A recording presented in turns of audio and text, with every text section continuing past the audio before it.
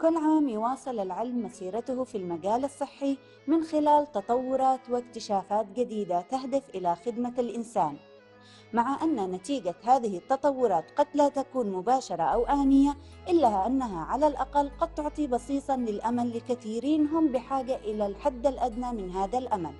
في فقرة العالم يتقدم لهذا اليوم نقدم لكم بعض المعلومات المهمة والقيمة، وأيضا أحد الابتكارات التي تم تطويرها لخدمة حياة الإنسان. ابتكار وسادة ذكية للتخفيف من الشخير. تم تطوير وسادة ذكية للأشخاص الذين يعانون من الشخير أثناء النوم، وهذه الوسادة تعمل على تخفيف هذا الشخير. وبحسب روسيا اليوم أن هذه الوسادة تكون مرتبطة بهاتف المستخدم، بحيث يمكنها تشغيل الموسيقى المفضلة لهذا المستخدم عن طريق سماعات مرتبطة بالهاتف الذكي عن طريق البلوتوث.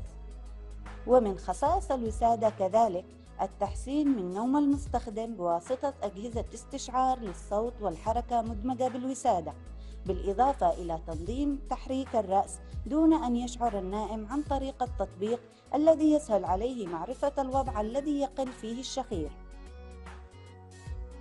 تتميز الوسادة أيضاً باستطاعتها تسجيل المنحنيات البيانية التي تبين عمق نوم الشخص المصاب أثناء نومه، وتسجيل الأوقات التي يرتفع فيه الشخير لتحليل جميع تلك البيانات وتقديم نتائجها من خلال التطبيق.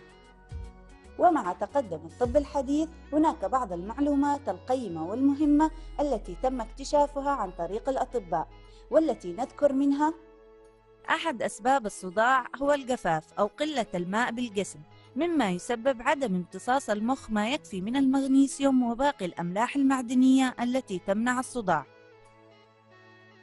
الثوم يمنح الطاقة والحيوية ويطهر الجسم من السموم، ويفيد في حماية الجسم من تأثيرات التلوث والنيكوتين، ويشتهر كعلاج للقلب والدورة الدموية. أثبت العلم الحديث أن في التمر مادتين تحتاجهما المرأة الحامل أثناء الوضع والمرأة المرضعة أثناء الإرضاع، لذلك فهي من أنفع الغذاء للحامل والمرضعة.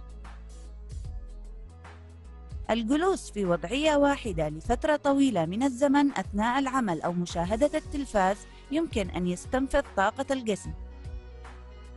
دع القهوة تبرد، لا تشرب القهوة أو أي شراب ساخن، فقد يزيد هذا من خطر الإصابة بسرطان الفم أو المريء، بل ينصح بترك الفنجان يبرد قليلاً.